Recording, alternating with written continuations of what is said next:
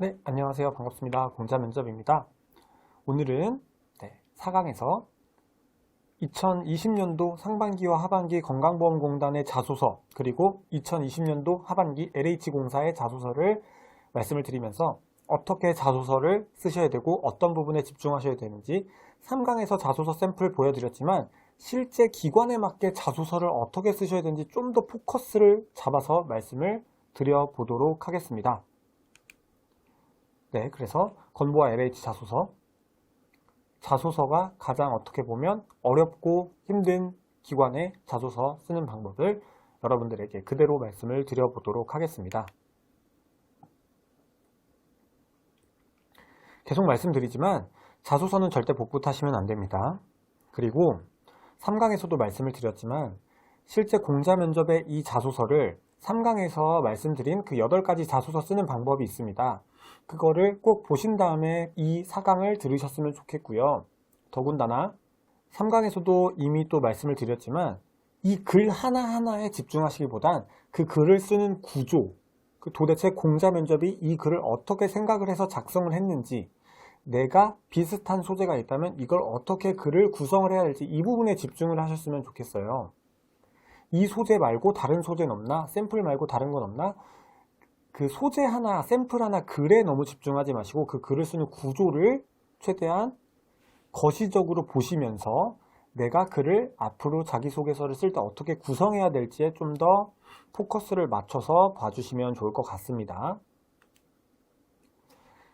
올해 상반기 자소서 문항 분석 및 작성법 그리고 LH공사의 자소서는 실제 공자 면접이 쓴 자기소개서를 바탕으로 말씀을 드리는 겁니다. 실제 고민해가지고요. 여러분들처럼 실제 진짜 머리 싸매면서 고민해가지고 올해 상반기 건보, 올해 하반기 건보, 올해 하반기 LH 자소서를 실제 제가 써서 여러분들에게 수업을 해드리는 거고, 실제 뭐 당연히 지원을 하진 않았지만 이런 식으로 자소서를 써봐야 된다. 실제 여러분들에게 어떻게 쓰는지에 대해서만 말씀을 드리는 것보다는 실제 쓴 다음에 여러분들에게 말씀을 드리는 게 또 다르더라고요.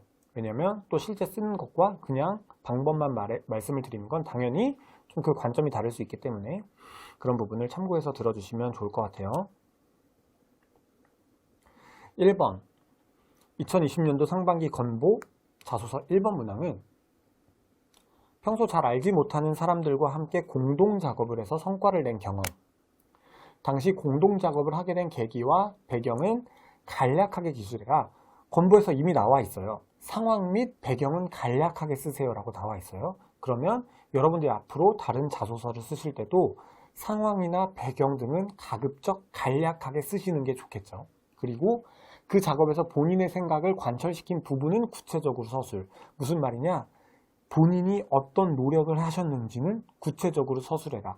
그러면 여러분들이 앞으로 자소서를 쓰실 때는 상황 설명은 간략하게, 행동이나 과정은 구체적으로 쓰셔야 되는 게 공자 면접의 생각이 아니라 모든 자소서를 쓸 때의 기본 베이스다 라고 생각을 해주시면 좋겠죠. 소제목과 밑에 첫 문장 똑같이 썼는데 노란색으로 표시도 해놨습니다. 왜 그러냐면 소제목을 쓰실 거면 소제목으로 쓰시고 소제목 말고 나는 그냥 문장으로 쓰실 거다 그러면 아래 문장에 쓰시면 된다라는 점을 말씀드리고자 이렇게 써놨습니다. 이걸 똑같이 쓰실 필요는 없어요. 어차피 똑같은 기능을 하는 같은 내용인 부분이니까 소제목을 쓰실 거면 맨 윗줄, 소제목 안 쓰시고 싶으면 그냥 그 다음 줄로 쓰시면 되고요. 8주간 땡땡구청 기록물 관리팀에서 근무하며 7명의 동료와 그 기록물을 전산화해야 했습니다. 안면도 없는 사람들과 처음 맞는 생소한 일이다 보니 다들 조용히 본인의 일만 하였습니다. 하지만 첫 1주 동안 전체 업무의 10분의 1도 완수하지 못하여 빠르게 이 상황을 개선해야 됐습니다. 뭘 썼냐? 잘 알지 못하는 사람들과 함께한 공동작업. 왜 잘 알지 못하는 사람과 공동작업을 하게 됐는지 상황 설명을 썼습니다.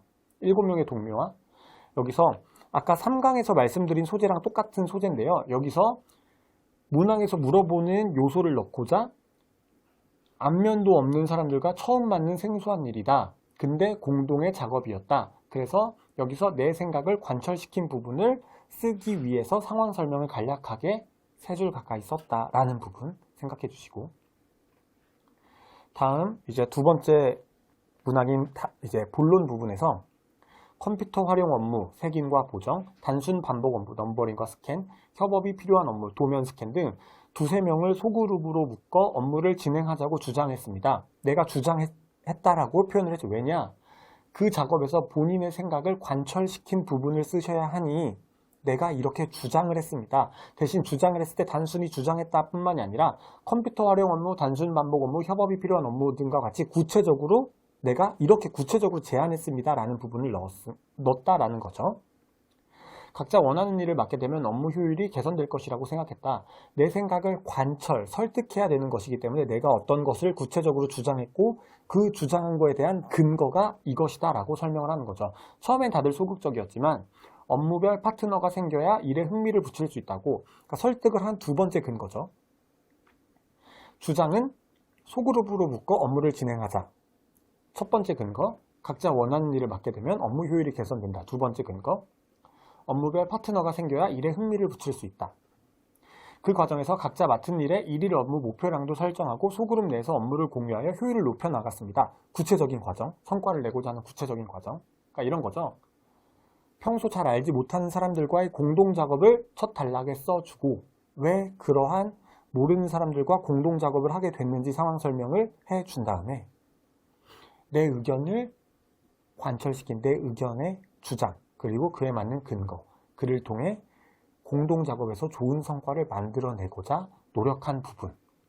2주가 지나자 일의 속도가 붙기 시작했고 서로의 일을 대략적으로 파악하다 보니 예상치 못한 업무 공백도 효과적으로 대처할 수 있었습니다.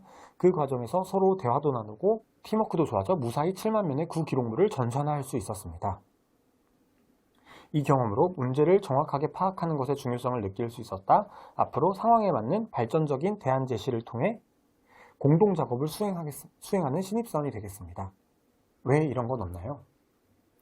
문제를 정확하게 파악하겠다. 문제가 무엇인지를 파악하고 그를 통해서 설득하는 핵심 주장을 마련해서 협업을 했고 공동작업을 수행했기 때문에 문제를 정확하게 파악하는 것의 중요성을 느꼈다. 문제를 정확하게 파악해서 제가 어떠한 주장을 해서 그 주장을 어떠한 논리를 통해 설득을 해서 그를 통해 공동작업을 잘 만들어냈다. 공동작업을 잘 마무리했다. 라는 글의 흐름인 거죠. 건강보험공단의 자소서는 문항이 상당히 까다롭습니다. 여러 가지를 물어보죠. 그냥 공동작업을 해서 성과를 만드는 걸 물어보는 게 아니라 잘 알지 못하는 사람들과 공동작업을 한 걸 물어봅니다.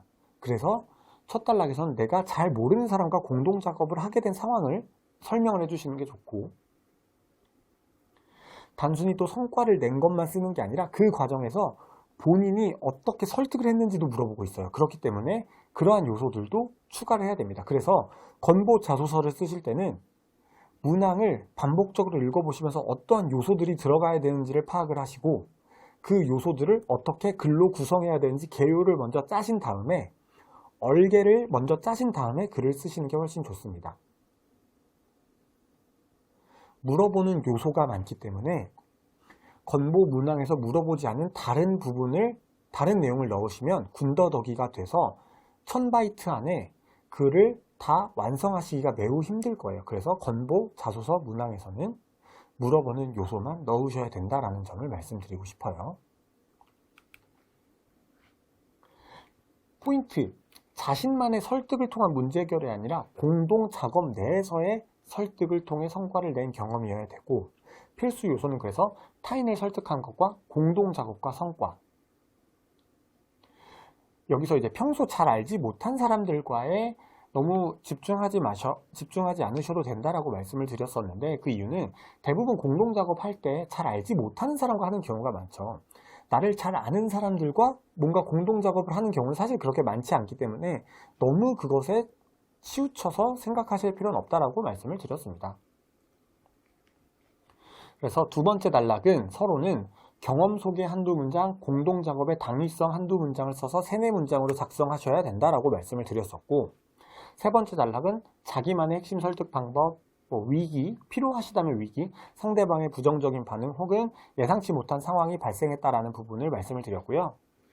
위기를 해결, 상대방을 재설득을 하고 문제 해결을 하시고 다음 자신의 설득 방법을 바탕으로 공동작업의 성과를 어떻게 내셨는지에 대한 과정과 결과를 넣으셔서 4문장에서 6문장으로 구성을 하시고 마지막 단락은 느낀 점과 배운 점, 깨달은 점과 포부를 넣어서 한두 문장을 쓰시거나 혹은 생략해도 된다라고 말씀을 드렸습니다.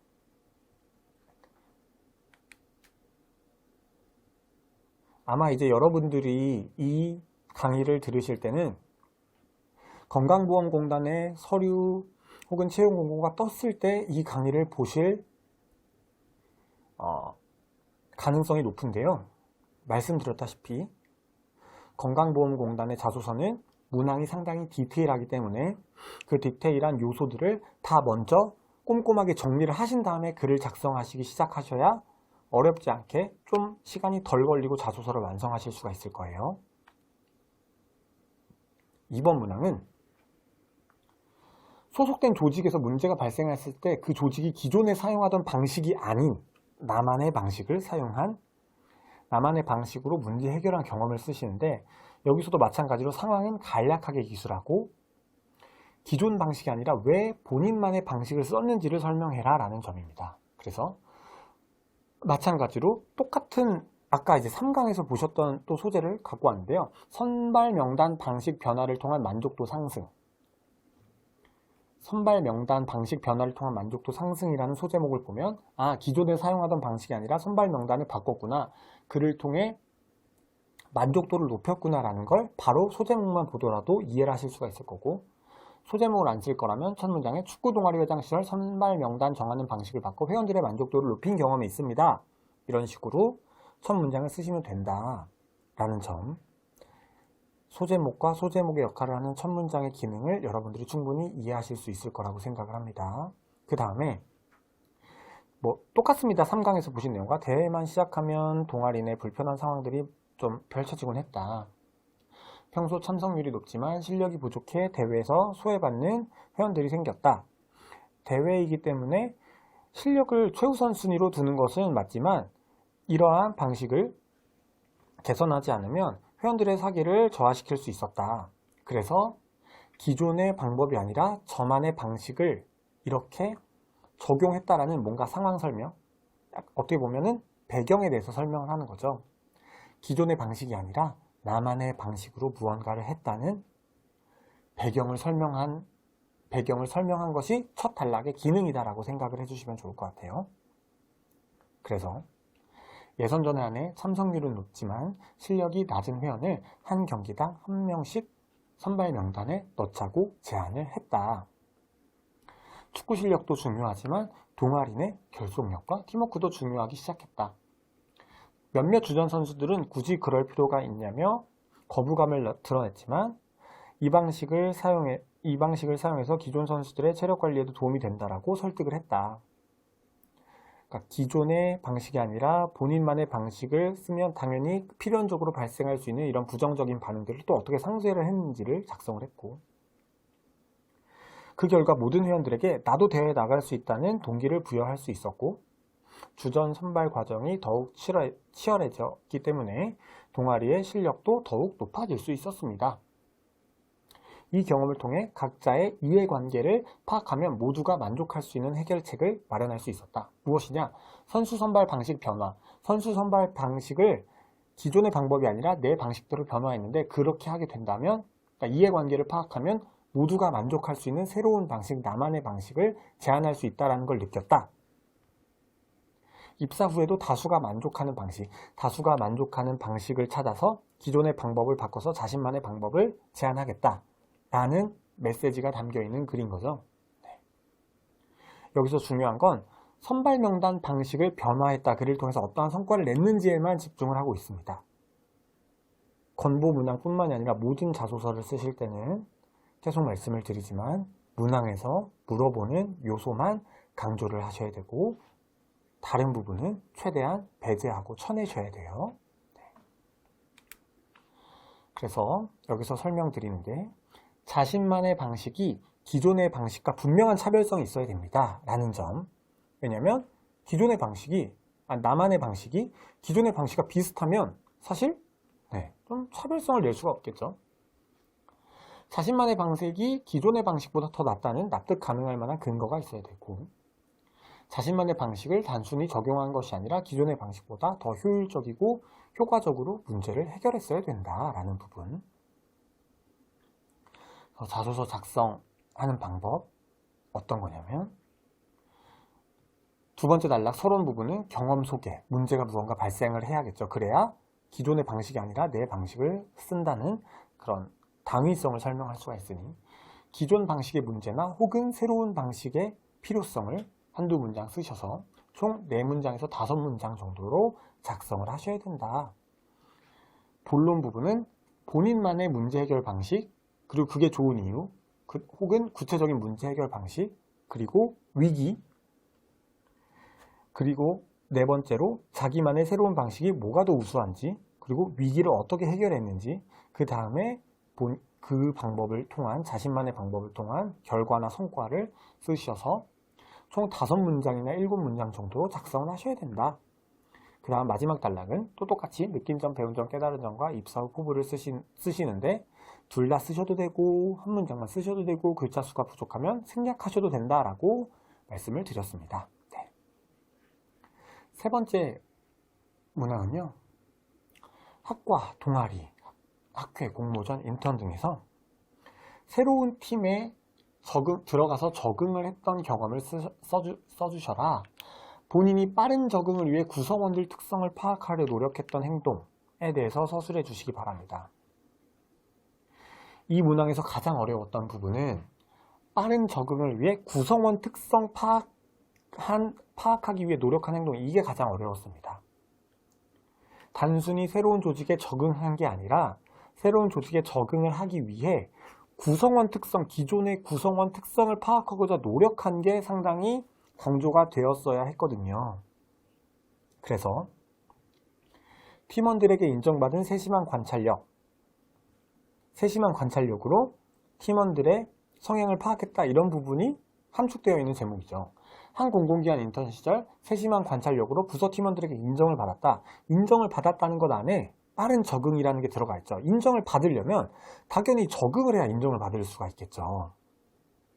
그렇기 때문에 이러한 소제목을 뽑았고, 기획조정실로 발령받아 8명의 직원들과 근무를 하게 되었다. 연말 모든 부서의 주요 실적을 취합하는 과정에서 모든 팀원들이 바빠 하루라도 빨리 업무에 적응해야 됐다. 이런 요소를 왜 넣었냐? 새로운 팀에 들어가서 그 팀원들의 특성을 빠르게 파악하고자 하는 부분을 넣어야 되니까 내가 빠르게 적응해야 되는 당위성을 첫 단락에 설명을 한 거죠. 다른 부분을 더 추가하지 않고 그냥 내가 어디에 발령받았는데 왜 빠르게 적응을 했었어야 되는지를 설명을 한 다음, 빠른 적응을 위해서는 여기서는 다른 내용 다 필요 없이 구성원들의 특성을 어떻게 파악했냐에만 집중을 하셔야 됩니다. 그 부분만. 팀원들의 상세 업무 및 업무 스타일을 관찰해서 각자의 패턴에 맞게 도움을 드리고자 노력했다. 그래서 업무 분장표를 자리에 붙여놓으며 전화 메모를 정확히 담당자에게 전달하고자 하였고, 개인 업무 계획표에 맞춰 부서별 자료 취합 마감 기한을 정리해서 알려드리곤 하였다. 단순 자료 취합이 필요할 때는 각자 작성한 공문의 붙임 파일을 확인하여 재수정하시지 않게끔 최대한 완성본을 만들어 드렸다. 그렇게 한 달간의 바쁜 시간이 지나 단순 서무 업무를 보조할 수 있게 되었고, 그 결과 4개월의 인턴이 끝날 무렵 팀원들에게 꼭 다시 입사해서 만나자는 칭찬도 들을 수 있었다. 두 번째 단락 자체가 그냥 다 모든 내용이 구성원의 특성을 파악하고자 어떤 노력을 했는지만 들어가 있어요. 본론의 첫 문장이 팀원들의 상세 업무 및 업무 스타일을 관찰해서 각자의 패턴에 맞게 도움을 드리고자 노력했다라는 부분이 3강에서 제가 말씀을 드린 무엇을 했다라는 내용입니다. 근데 그 무엇을 했다라는 내용을 그래서 구체적으로 어떻게 각자의 패턴에 맞게 도움을 드렸는지가 그 다음 문장부터 설명이 되어 있죠. 업무 분장표 붙여놔서 전화 메모를 통해서 담당자에게 전달, 개인 업무 계획표에 맞춰서 부서별 자료 취합 마감 기한을 정리해서 알려드렸고, 단순 자료 취합은 최대한 재수정하시지 않게끔 완성본으로 드렸다. 이렇게 구체적으로 내가 어떤 노력을 했는지를 설명을 했습니다. 아마 3강부터 제 강의를 보신 분들은 슬슬 지루해지기 시작하실 거예요. 저 사람 글을 이렇게 쓰네? 이렇게 쓰네? 이렇게 쓰네? 이렇게 쓰네? 계속 반복이 되죠. 무슨 말이냐? 계속 말씀드리는 게 문항에 집중해라. 간결하게 써라.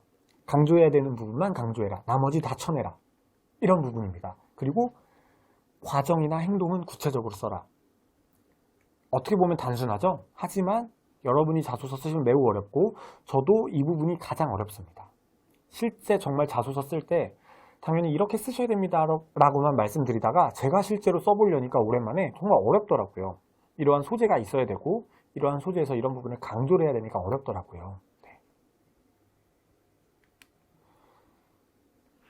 구성원의 특성 파악을 할 때 인성적인 거에 집중하실 필요 없다. 뭐 예를 들어서 공감대를 쌓고자 관심 분야를 파악했다. 뭐라고 해야 될까? 신입사원을 뽑는 것이기 때문에 과업에 집중해 주시는 게 좋아요. 관심사를 파악했다, 공감대를 쌓았다, 자투리 시간이나 점심시간에 뭐 업무 외적인 얘기를 많이 했다. 이거는 구성원들 특성 파악이라고 하긴 좀 힘들어요. 왜냐? 구성원들 특성을 파악해서 새로운 팀에 적응해야 되는데 이걸 여러분들은 인턴으로서 이제 새로운 팀에 적응하셔야 되는 게 아니라 신입사원으로서 적응을 하셔야 되거든요. 근데 특성 파악해서 취미 파악해서 공감대 쌓았다? 그건 업무랑 연결되지 않아서 별로 좋지 않아요. 가급적이면 업무와 연결될 수 있는 부분을 써주시는 게 훨씬 더 좋기 때문에 이렇게 말씀을 드린 겁니다. 그래서 오히려 업무적으로 구성원의 특성을 파악해서 업무 처리에 도움을 가졌다라고 하시는 게 좀 더 과업지향적인 모습, 실제 신입사원이 갖춰야 될 모습과 가깝기 때문에 이런 부분을 좀 더 작성을 해달라고 말씀을 드렸습니다. 뭐 예를 들어서 부장님은 한눈에 보고서가 눈에 들어오는 걸 좋아하셔서 최대한 간결하게 문서를 작성했다라던가, 과장님은 업무 관련 질문하시는 걸 좋아해서 맡은 업무를 완벽하게 숙지하고자 점심시간을 할애해서 업무에 대한 공부를 했다라던가 그런 부분. 자소서 작성법 첫 번째 단락, 서론 두 번째 단락이라고 써놨네요. 경험 소개는 한두 문장, 빠른 적응의 필요성 한두 문장을 작성하셔서 총 3, 4문장으로 작성을 하시고, 세 번째 단락인 서론 부분은 자신만의 빠른 적응 방법, 빠른 적응 및 구성원의 특성을 파악하기 위한 노력, 그 다음 그로 인한 성과를 작성하고 자신만의 빠른 방법에 대한 근거를 말하거나 본인만의 빠른 적응 노력에 한 문장을 덧붙이시는 쪽으로 해서 5문장에서 7문장으로 글을 작성하셔라 라고 말씀을 드렸습니다. 네 번째 단락인 결론에 해당하는 부분은 늘 똑같이 말씀을 드렸었고요. 그래서 3번 문항까지. 건보 문항은 올해 2020년도 하반기도 어떻게 보면 비슷할 거고 2021년도 상반기, 2021년도 하반기도 비슷할 겁니다. 상황 설명이 되게 디테일하게 나올 거고요. 그 디테일한 상황에 맞는 딱 들어맞는 소재가 있으셔야 되고요. 그 소재에서 문항에서 물어보는 요소를 좀 더 강조를 해서 써주셔야 됩니다. 그게 유일한 건보 자소서를 잘 작성하는 방법이에요. 네. 다음 문항은 어떤 일을 수행해서 정해진 절차나 규정을 준수하기 어려웠던 상황을 쓰시고 지켜야 했던 절차나 규정이 무엇이었고 그것을 어떤 이유로 준수하기 어려웠는지 서술해 주셔야 됩니다. 이 문항도 까다로웠죠. 왜 그러냐면 정해진 절차나 규정을 준수하기 어려운 상황을 써주시고 그게 왜 준수하기 어려웠는지를 써주셔야 되는데 공공기관이기 때문에 규정이나 절차를 지키는 건 매우 당연하죠. 매우 당연한 거지만 다른 사람들은 지키기 어려워하고 나도 어려웠지만 나는 준수한 걸 쓰셔야 되니까 되게 까다로워요. 왜냐하면 규정을 준수하는 건 당연한 건데 남들은 잘 안 지키고 있었던 걸 내가 뽑아서 나는 지켰다라고 설명해야 되니까 되게 까다롭고 짜증나는 어려운 문항이었습니다. 그래서 건보 2020년도 상반기에는 이 3번과 4번 문항이 되게 까다로웠고요.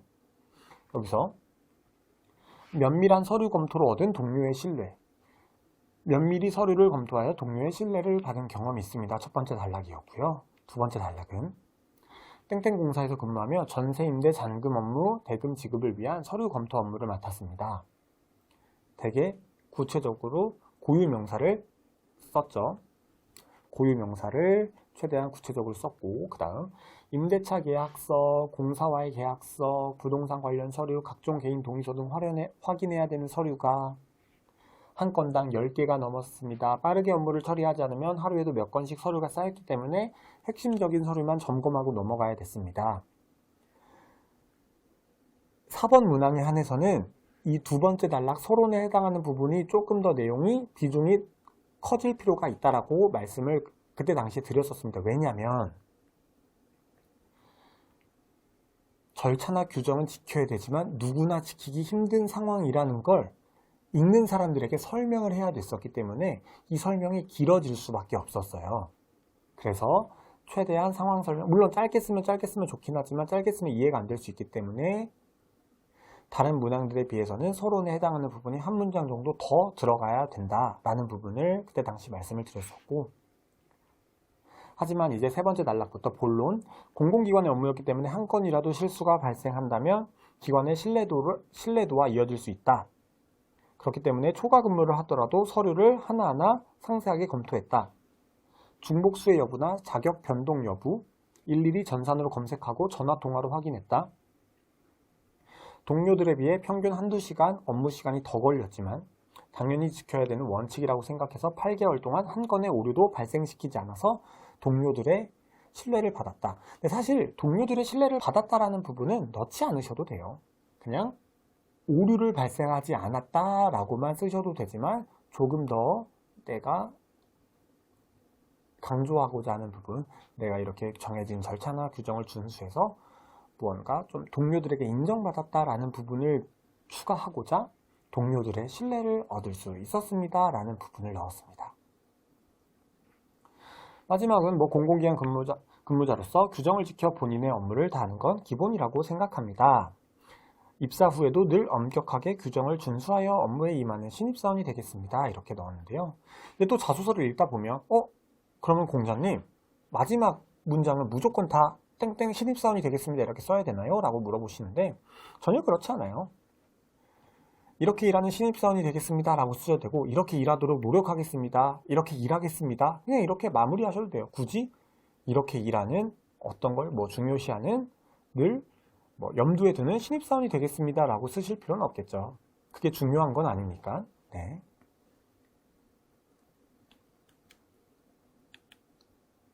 그러면 이 부분에서도 말씀드렸다시피 해당 절차나 규정이 누구나 당연히 지켜야 되는 거, 무단횡단, 쓰레기 아무데나 버리지 않습니다.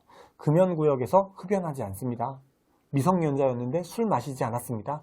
이런 너무 단순하고 당연하고 업무와 연결되지 않은 건 가급적이면 쓰지 마셔라 라고 말씀을 드렸어요. 그 다음 단순히 절차나 규정을 지켜서 상황이 끝나버리면 그건 지원자의 역량이 잘 드러나지 않고 무언가 대단한 것을 배우거나 깨닫거나 결과나 성과물을 만들어내지 않더라도 정해진 규정과 절차는 모두와의 약속이다라는 걸 깨달았다 정도만 하셔도 됩니다. 억지로 결과물이다 역량 향상. 그러니까 왜냐면 정해진 절차나 규정을 준수하기 어려웠지만 준수를 했다라는 문항이기 때문에 너무 억지로 내 역량하고 엮으려고 하거나 혹은 너무 억지로 내가 뭔가 대단한 걸 배웠다라고 하면 좀 인위적으로 보이거나 자기적으로 보일 수가 있어서 그냥 단순히 모두와의 약속이다라는 걸 느꼈다. 공직자이기 때문에 규정을 지키는 게 중요하다라는 걸 다시 한번 느꼈다. 이 정도만 해도 된다. 왜냐면 결국에 느낀 게 중요하다기보다는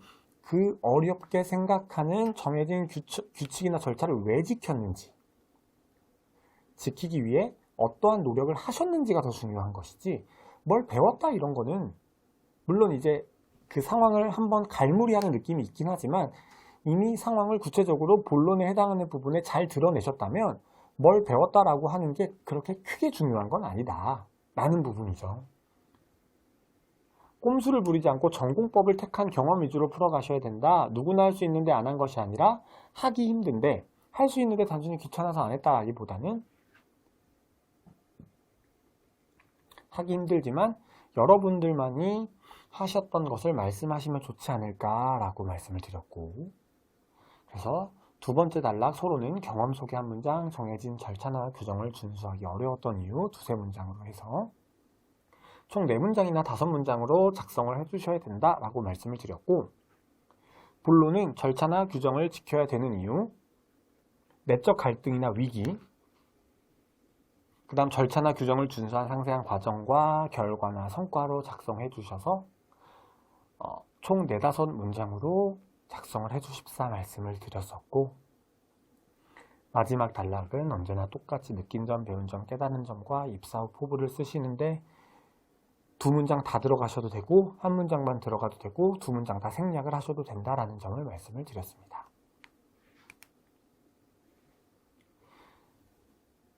(2020년도) 상반기 건보 자소서에서 꿀팁으로 1번과 3번 문항이 둘 다 새로운 조직과 관련인데 1번은 아예 조직 자체가 처음 생긴 곳이나 짧은 프로젝트를 위해 만들어진 조직, 그래서 뭐 조별과제나 인턴과제나 대외활동, 공모전, 혹은 뭐 회사라고 한다면 TF팀, 혹은 짧은 프로젝트의 경험을 쓰셔도 좋다라고 말씀을 드렸고, 대신 여기서 그렇게 팀을 맺게 된 이유와 배경을 짤막하게 1문장 정도로 써주시면 될 것 같다 라고 말씀을 드렸고, 3번은 가급적이면 기존에 있는 조직에 나만 새롭게 들어간 경험을 써주는 게 좋다. 처음 생긴 곳이나 짧은 프로젝트를 위해 만들어진 조직을 쓰면 쓸 수 있는 게 그냥 팀원들과 친해지기 위해 노력했고 팀의 규칙을 만들고자 노력했다, 이 정도밖에 쓸 수가 없기 때문에 기존에 있는 조직에 내가 들어가서 기존에 있는 구성원들과 구성원들의 특성을 파악하고자 어떻게 노력하는지를 써주시는 게 훨씬 더 효과적이다, 문항에 물어보는 취지에 좀 더 맞는다 라고 말씀을 드렸죠. 다음 3번에서 적응을 위해 본인이 노력하신 거에서 적극성이라는 요소를 염두에 두셔라. 내가 적극적으로 팀원들의 특성을 파악하고자 노력했다라는 부분을 넣어주시는 게 훨씬 더 자소서 문항에서 좀 더 강조되는 것이 좋다라고 말씀을 드렸고, 결론에 들어가는 포부는 너무 자기적이라는 생각이 드시거나 분량이 글자 수가 모자른다면 생략하셔도 무방합니다 라고 말씀을 드렸고, 하지만 경험만으로 끝나기보다는 해당 경험을 통해 입사한다면 건보인으로서 어떠한 모습을 보여주겠다라는 포부를 좀 더 쓰시는 게 직접적으로 어필이 되실 수 있다라고 적어 놓았습니다. 네. 이렇게 2020년도 상반기 건강보험공단 문항 리뷰를 마쳐봤고요. 2020년도 하반기 건보의 자소서 문항을 작성하는 법을 또 말씀을 드릴게요. 어떻게 보면 매우 비슷합니다. 비슷한 플로우고요. 1번, 상대방이 아마 여러분들이 영상을 보실 때가 어떤 상황이실지 모르겠지만 지금 촬영을 하는 기준에서는 상당히 최근 경험이기 때문에 최근 상황이죠. 지금 촬영을 하는 게 2020년도 9월이기 때문에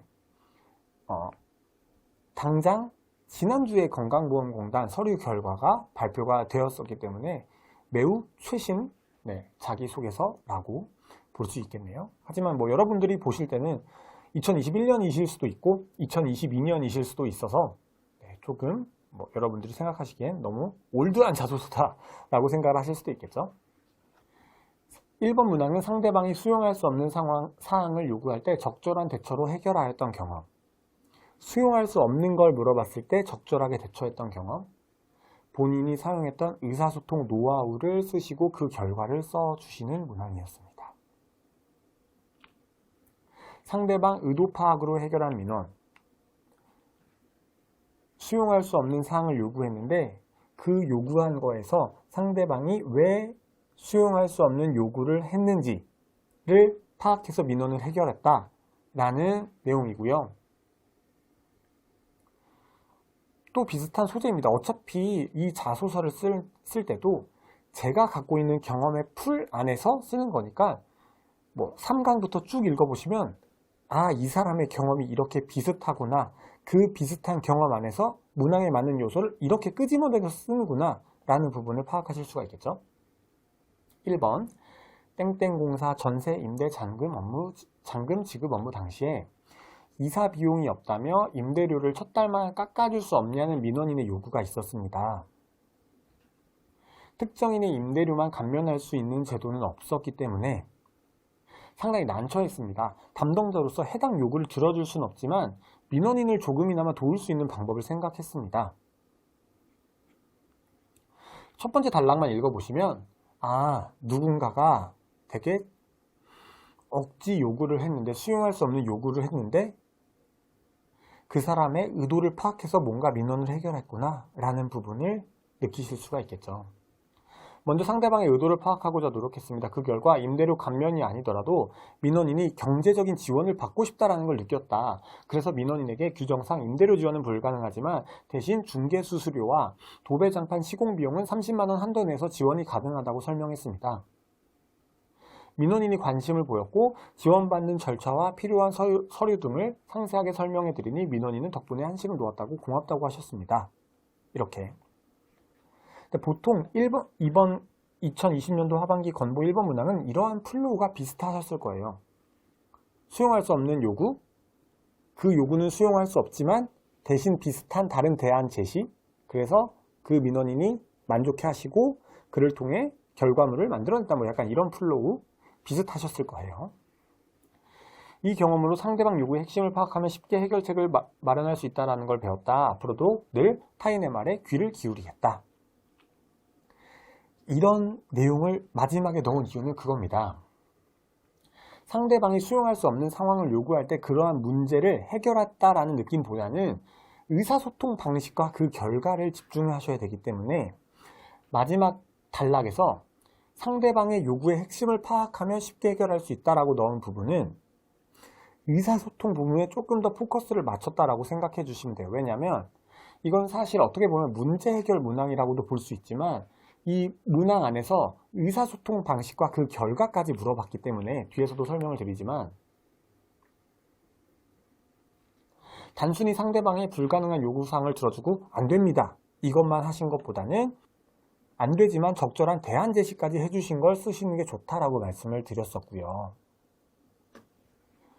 여기서도 나오지만 해당 상황에서 본인의 의사소통 방식에 좀 더 포커스를 맞춰 주셔야 된다라고 설명을 드렸습니다. 왜냐하면 의사소통 방식을 물어보고 있으니까.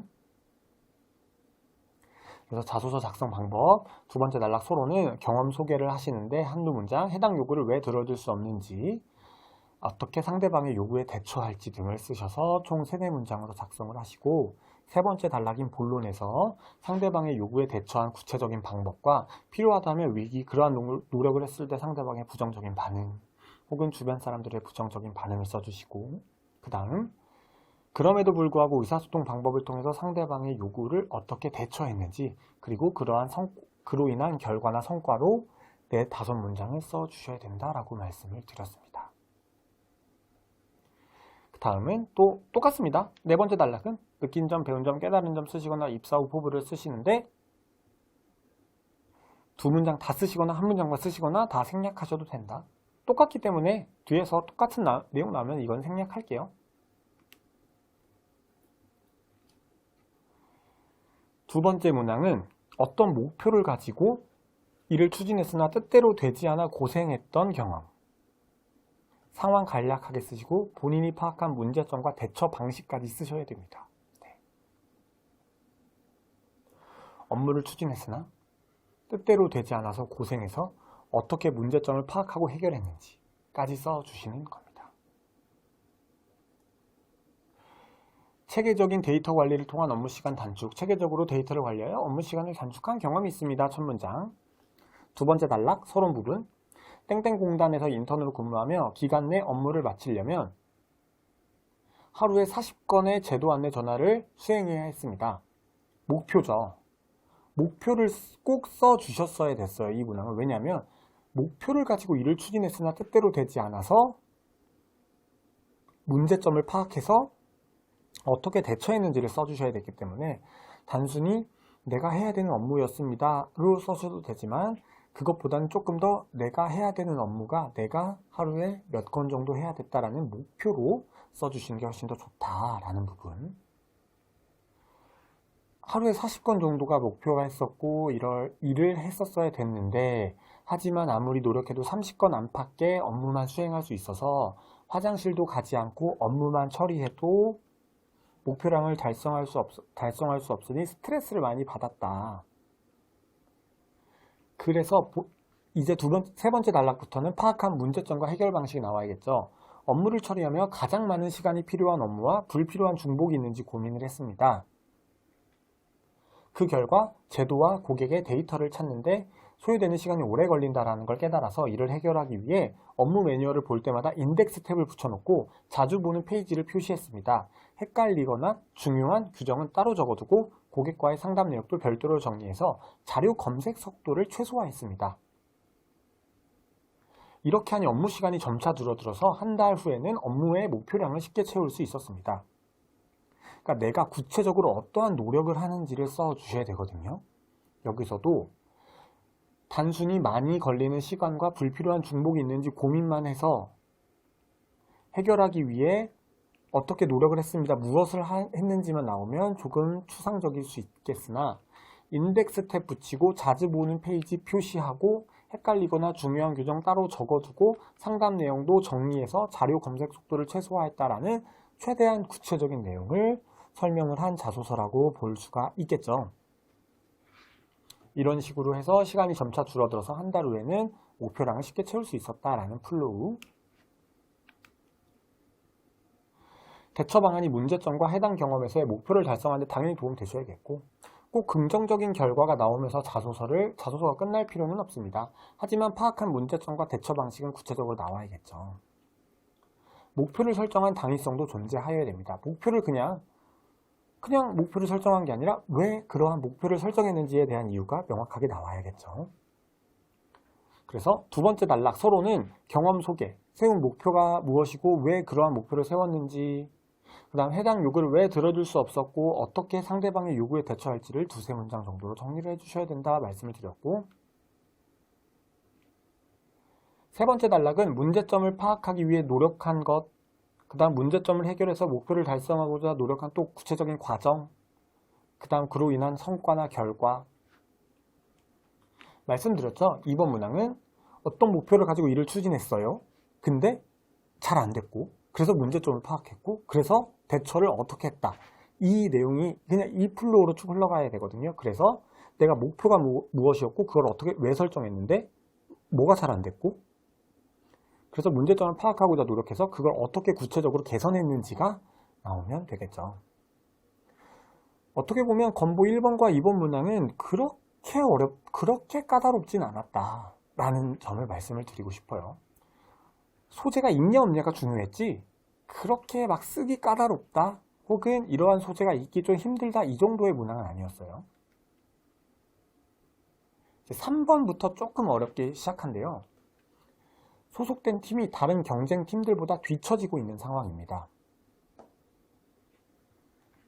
이를 극복하고 좋은 결과를 만들어냈던 경험, 소속된 팀의 미흡한 점을 보완한 방법. 그러니까 여기서는 극복하고 좋은 결과를 만들어낸 것까지 가셨어야 돼요.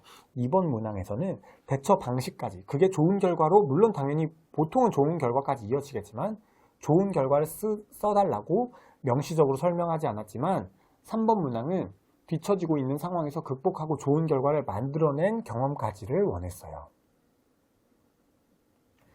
이 3번 문항이 쓰기 어려웠던 이유는 내가 그냥 단순히 팀의 성과를 높인 걸 쓰는 게 아니라 다른 팀들과의 경쟁이라는 요소가 들어가야 됐어요. 경쟁. 근데 경쟁에서 우리 팀이 뒤처지고 있고 이걸 보완해서 역전해서 혹은 높은 성과를 거둔 경험을 써야 되다 보니까 팀 프로젝트나 공모전 대외 활동 같이 팀 단위의 무언가를 써주시는 게 좋았고 회사 경력이 있으시면 타 조직이나 부서나 기관과의 경쟁에서 좋은 성과를 보인 경험을 써주셔야 된다라고 말씀을 드렸었어요. 그래서 이거는 회사 경력이 없는 버전, 팀 프로젝트 버전과 회사 경력 버전 두 가지로 작성을 해봤었어요. 왜냐면 회사 경력이나 경험에서 다른 조직과 뭔가 경쟁해서 성과를 만들어내거나 좀 뒤처지고 있는 상황을 역전해서 좋은 성과를 만들어낸 게 조금 없을 수도 있어서 혹시나 싶어 취준생 버전과 뭔가 직장인의 버전 두 가지로 나눠서 썼고요. 첫 번째, 팀 프로젝트 버전. 강제성 부여로 참여를 이끌어 만든 팀 과제 2등. 강제성을 부여해서 팀원들의 참여를 이끌어 팀 과제에서 2등을 한 경험이 있습니다. 매스미디어 이론 중 하나를 선정해서 이론의 역사를 발표하고 해당 이론이 가장 잘 적용된 사례를 분석하는 팀 과제를 진행을 했는데 8개의 조 중 주제 선정 단계에서 가장 미흡하다는 평가를 받았습니다. 소속된 팀이 다른 경쟁 팀들보다 뒤처지고 있는 상황을 넣었고 발표 순서가 마지막이다 보니 조원들의 의지와 참여가 부족하여 큰 고민 없이 주제를 선정하였기 때문이었습니다. 우리 조직이, 우리 팀이 처음에 다른 팀들에 비해 뒤처졌는데 그 이유가 무엇이었다, 왜 그렇게 뒤처졌는지에 대한 설명, 상황을, 배경을 설명한 것이 이 두 번째 단락, 서론 부분이고요. 세 번째 단락에서 이 문제를 해결하기 위해 우선 조원들과 정기적으로 만나는 시간을 정했습니다. 그리고 간단하게라도 과제를 부여해서 강제성을 가지고 과제를 수행하자고 했습니다. 주제 선정부터 역할 분담까지 마감 기한을 주고 각자 아이디어를 정리해서 제출하도록 했습니다. 그렇게 하니 팀원들의 참여도가 조금씩 높아졌고 주제 선정 이후엔 2명씩 소그룹으로 묶어 자료 준비, 발표 및 PPT 제작으로 역할을 세분화했습니다. 그렇게 과제를 완성해서 중간 평가와는 다르게 8명의 조 중 2위를 했습니다. 팀원의 적극적인 참여를 이끌어내는 것이 높은 성과의 출발점이라는 사실을 느꼈습니다. 강제성을 부여해서 참여를 만들어서 팀 과제를 2등했다. 경쟁에 뒤처졌는데 극복하기 위한 방법이 강제성 부여로 참여를 이끌어낸 것이고 그렇기 때문에 마지막 단락의 첫 문장에서 팀원의 적극적 참여를 이끌어내는 것이 높은 성과, 조직의 성과의 출발점이다 라는 걸 설명을 한 것이죠. 계속해서 비슷하죠. 문항에서 물어보는 거에만 집중. 문항에서 물어보는 거에 대해서 어떠한 메시지를 전달할지 집중하고 나머지 곁가지 쳐내기, 그리고 그러한 부분에 있어서 내가 한 행동과 과정을 구체적으로 설명하기. 계속 비슷합니다.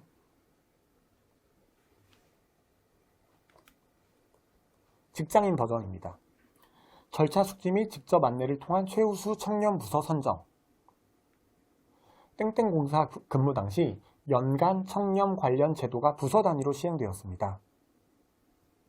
청년 관련 온라인 교육 수강, 아이디어 제출, 팀 활동 인증 등을 부여하면 우수부서에게 100만원 포상이 있었지만 다들 현업에 바쁘고 업무와 직접 관련이 없는 공지를 잘 안 보니까 제가 속한 팀의 청년 점수가 하위권이었습니다.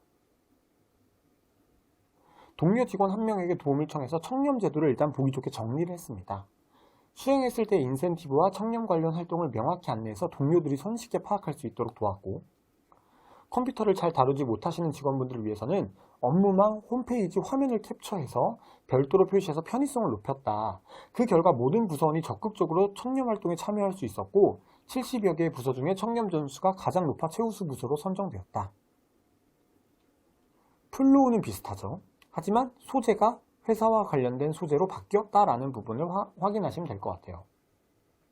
왜 우리 부서가 뒤처져 있었고 그 상황에 대해서 왜 뒤처진 상황과 그 뒤처진 이유, 그 다음에 그것을 개선하고자 노력한 구체적인 과정, 그로 인한 결과, 그 다음에 느낀 점, 팀원에게 명확하게 목표를 제시하고 팀원들에게 안내를 하는 게 좋은 결과를 받을 수 있다라는 느낌. 그래서 이 부분은 설명을 드렸고, 자소서 작성법 두 번째 단락은 경험 소개, 어떤 목표를 세웠고 그 목표를 세운 이후, 해당 요구를 왜 들어줄 수 없는지, 어떻게 상대방의 요구에 대처할지 등 문제점 파악을 위해서 한 노력과 문제점을 해결해서 목표를 달성하고자 노력한 과정, 그렇게 작성을 해 주셔야 된다 라는 부분.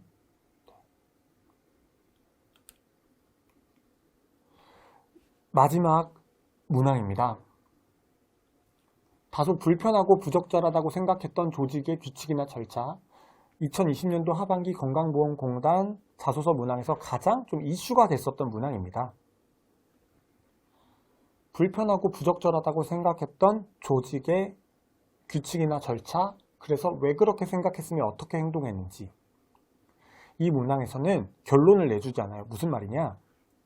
불편하고 부적절하다고 생각한 규칙이나 절차를 그걸 개선했는지, 혹은 불편하다고 생각했지만 그걸 일단 준수했는지, 둘 중에 어떤 걸 쓰라고 결론을 내려주지 않았어요. 그 말인즉슨 둘 중에 뭘 써도 상관이 없는 거죠. 불편하다고 부적절하고 생각을 했지만 알고 보니 그게 매우 필요한 규칙이나 절차여서 지키고자 노력했습니다 라고 쓰시거나, 불편하고 부적절하다고 생각해서 그것을 조금 더 목적에 맞게 개선했다라고 쓰셔도 무방하죠. 적극적 설득으로 만들어낸 소상공인 지원. 인턴 시절 팀장님과 함께 코로나19로 인해 경제적 타격을 받은 소상공인을 돕고자 그들의 물품을 구매하러 갔습니다. 하지만 별도의 계약 없이는 물품을 구입할 수 없었고 법인카드로 물품을 사는 것도 금지였습니다. 소상공인에게 견적서를 의뢰해서 계약을 진행하는 것도 무리였고 본부 차원에서 진행해야 되는 물품 구매였기 때문에 상당히 난처했습니다. 물품을 구매하러 갔었는데 별도의 계약 없이 물품도 못 구매해, 법인카드로도 못 사, 견적서를 의뢰할 수도 없어. 근데 이걸 안 할 수는 없기 때문에 매우 난처했습니다. 규정에만 머무는 소극적인 업무 수행으로 좋은 취지를 가진 행위가 불가능하다는 사실이 아쉬웠습니다. 이런 거죠. 그냥 안 해버릴 수 있는 건데 그냥 단순히 안 해버리고 끝날 수는 없으니 이런 불편하고 부적절한 절차가 있어서 좋은 취지를 갖고 있는 행위가 안 된다라는 게 아쉬워서 적극적으로 이를 해결하고자 노력했다. 사무실에 들어와 적극 행정 및 홍보 물품 구매 규정 찾아보고 저희와 같은 사례는 없었는지 관련 부서와 타기관에 문의해봤고 그 결과 코로나19라는 특수 상황과 업무의 목적성이 인정되면 물품을 구매해도 문제가 없다는 확인을 받을 수 있었고 관련 부서의 협조를 얻어 무사히 150만원 가량 되는 물품을 구매할 수 있었습니다. 플로우가 이거죠. 불편하고 부적절한 상황이 있었다. 이렇게 부적절한 절차가 있었고 그로 인해 어떠한 불편한 상황이 만들어졌다. 그거를 해결하고자 노력했다. 그 노력한 이유는 소극적인 업무 수행으로 좋은 취지를 가진 행위가 불가능하다는 게 아쉬웠다. 그래서 노력을 했다. 노력을 구체적으로 어떻게 했었고 그로 인해서 그런 부적절하고 불편한 과정을 좀 무언가 개선해서 결과물을 만들어냈다. 이러한 문항입니다. 단순히 해당 상황에서 본인의 생각과 행동만 쓰는 게 아니라 불필요한 규칙이나 절차를 개선하셨거나 개선하려고 노력하신 경험이 좋죠. 단순히 절차나 규정을 개인적으로 불편하거나 부적절하다고 생각하지 마시고 타인도 비슷하게 생각했던 것이나 혹은 생각할 법한 것이어야 됐다. 그냥 단순히 내가 생각했을 때 부적절하거나 불편한 데가 아니라 누가 생각해도 누가 봐도 불편하거나 부적절할 수 있겠구나 라는 부분을 쓰셔야 된다. 그래서 두 번째 단락은 경험 소개. 이게 조금 이 문항이 3번 문항에 해당하는 부분을 제가 좀 넣었네요. 그래서 그 자소서 작성하는 방법은 제가 이제 여러분들에게 자료를 드릴 때는 뭐 수정을 해서 드리겠지만 규정에만 머무는 소극적인, 그러니까 두 번째 단락 서론의 부분에서는 왜 이런 상황이 불편하고 부적절한 상황이 발생을 했는지를 써주시고 세 번째 단락인 본론 부분에서는 그러한 불편하고 부적절한 절차 때문에 발생한 상황에서 내가 어떠한 노력을 했는지, 개선을 하고자 노력을 했는지, 혹은 그러한 규정이나 절차를 어떻게 지키고자 노력을 했는지 그 과정을 써주시고 그로 인한 결과나 성과를 써주시고 마지막 단락을 마무리해 주시면 된다라고 말씀을 드리고 싶어요. 건강보험공단 올 2020년도 상반기와 하반기 문항이 끝이 났고요. 그러면 마지막으로 2020년도 하반기 LH공사의 문항을 한 번 더 살펴보도록 할게요.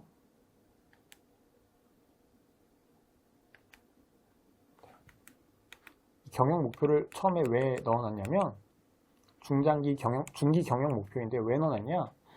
1번 문항이 LH 경영 목표 중에 어떤 부분에 관심이 있으며 입사 후에 어떻게 기여하고 싶은지 본인의 주요 직무 역량이랑 강점을 기반으로 서술해 주세요 라고 나와 있었기 때문에 LH의 경영 목표를 먼저 말씀을 드렸습니다. 홈페이지에 나와 있는 경영 목표, 이걸 보시면서 어디에 관심을 갖게 됐는지, 직무 역량을 어떠한 점에 기여하고 싶은지, 어떠한 경영 목표에 관심이 있으며 어떠한 점에 기여하고 싶고 본인의 주요 역량과 강점을 기반으로 기여할 점을 쓰세요 라는 문항이었습니다. 많은 취준생분들이 어려워하시는 문항이죠. 체계적인 데이터 관리를 통한 생애주기별 맞춤형 주거복지, 이 중에 하나를 선택한 거죠. 수요 맞춤형 주거복지 서비스 확대 1-2에 있는 전략 과제입니다. 경영 목표 안에 있는 하나의 전략 과제를 초이스를 했고요. 500자밖에 안 되기 때문에 이 가 문항을 작성할 때는 상당히 노력을 기울여 주셨어야 됐습니다. 어떠한 노력이냐면 어떤 부분에 관심이 있으며 그 관심 있는 부분, 왜 그 부분에 관심을 갖게 됐는지에 대한 설명이 조금 구체적으로 나왔어야 됐습니다. 근데 구체적으로 나와야 됐지만 좀 짧고 간결하게 나왔어야 했어요. 그래서 수요 맞춤형 주거복지 서비스 확대라는 경영 목표에 큰 관심이 있다. 왜요?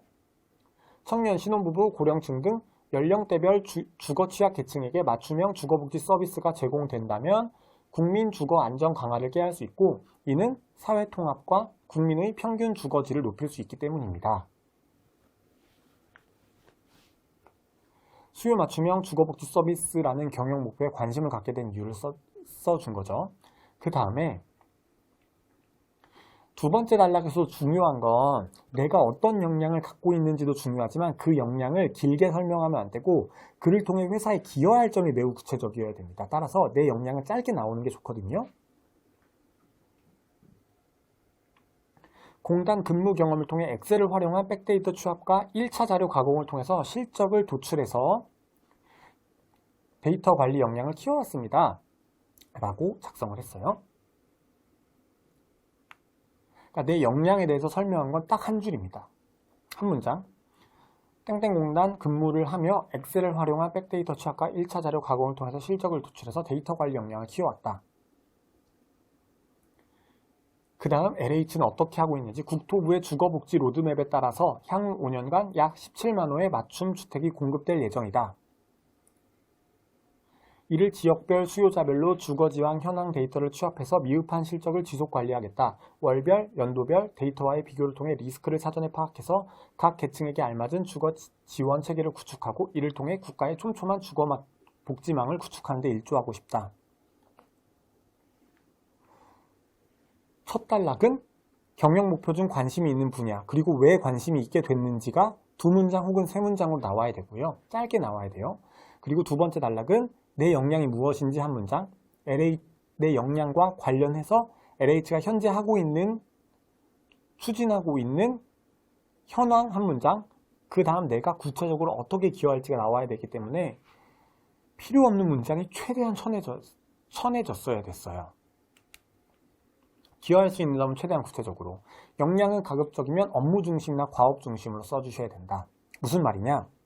역량을 꼼꼼함, 책임감, 성실함 이런 태도적인 부분을 쓰면 별로 좋지 않다라고 말씀을 드렸어요. 왜냐하면 성실하지 않고 꼼꼼하지 않고 책임감 없는 사람이 없거든요. 다 성실하고 책임감 있으시고 꼼꼼하시기 때문에 이러한 좀 태도적인 부분은 최대한 역량으로 쓰지 마셔라 라고 말씀을 드렸어요.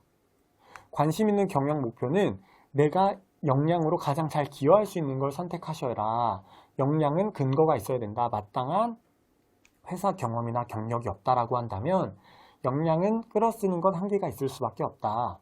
성실한 꼼꼼한 책임감 같은 추상적이고 누구나 많이 쓰는 역량보다는 성실한 문서 작성 능력, 꼼꼼한 소통, 책임감 있는 업무 처리 등과 같이 태도를 기반으로 한 업무 처리나 과업 수행 능력을 써주셔야 훨씬 더 좋다. 소통은 더 구체적으로 누구와의 소통 혹은 어떤 소통인지 작성해 주셔라. 조직 내부 소통인지 조직 간의 소통인지 대민 소통인지를 구분하셔서 더 세부적으로 구체적으로 써주셔야 된다라는 점을 말씀을 드렸어요. 그래서 두 번째 단락은 관심 있는 LH 경영 목표 한 문장과 그 경영 목표에 관심 있는 이유 한두 문장.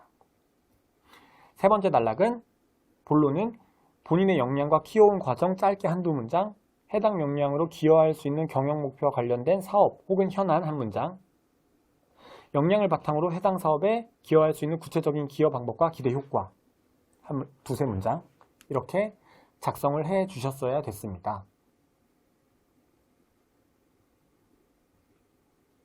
지역별 수요자별로 주거 지원 현황 데이터를 취합해서 미흡한 실적을 지속 관리하겠다.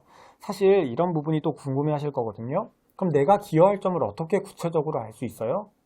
내가 갖고 있는 역량을 통해서 기여할 점은 회사에 대한 정보를 최대한 구체적으로 찾아보셔야 돼요.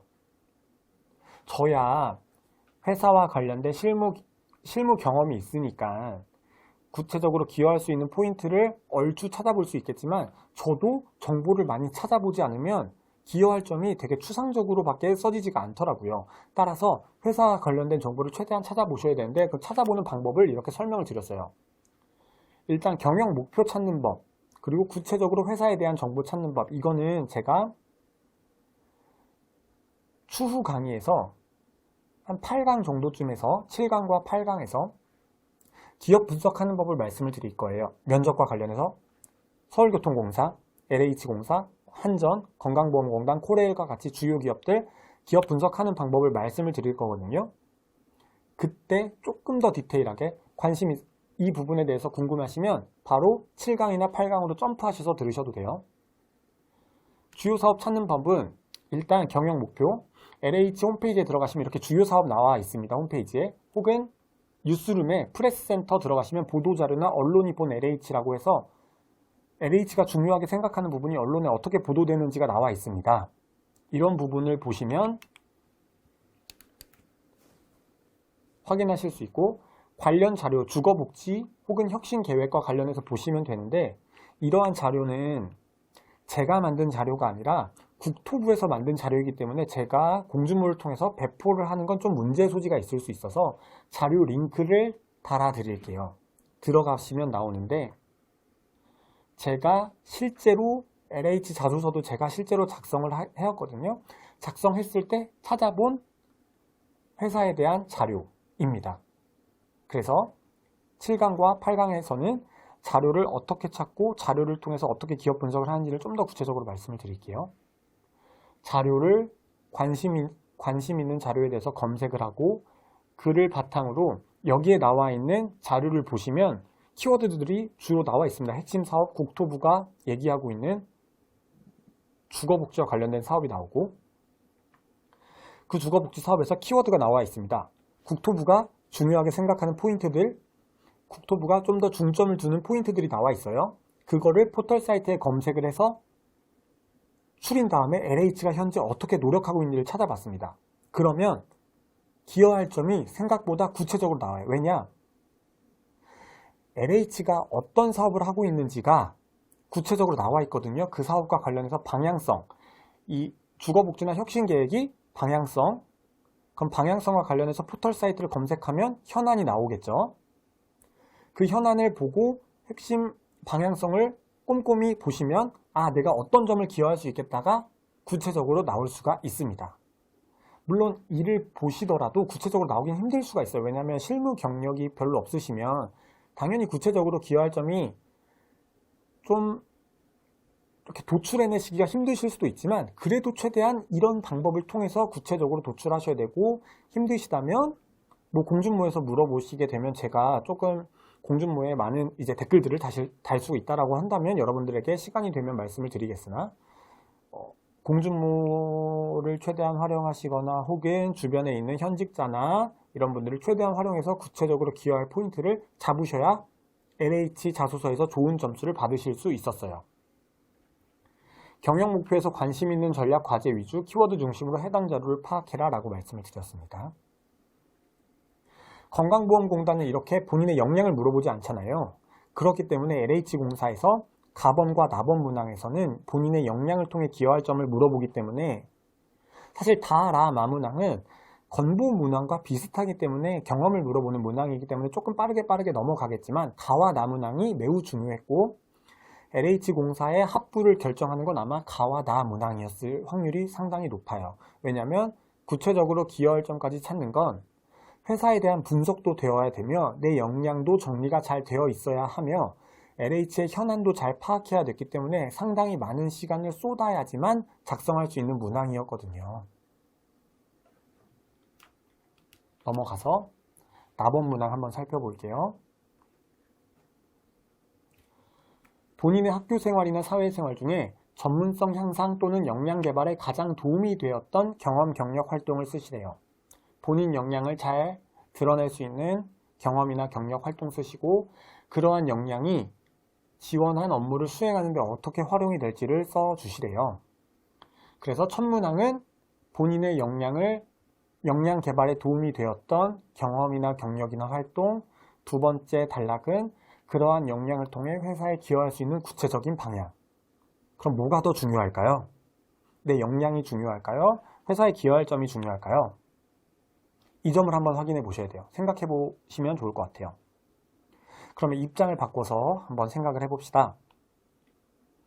여러분들에게 이제 보통 회사에 입사하는 채용 과정을 이제 연애 과정으로도 이성과의 관계로도 상당히 좀 비유를 많이 합니다.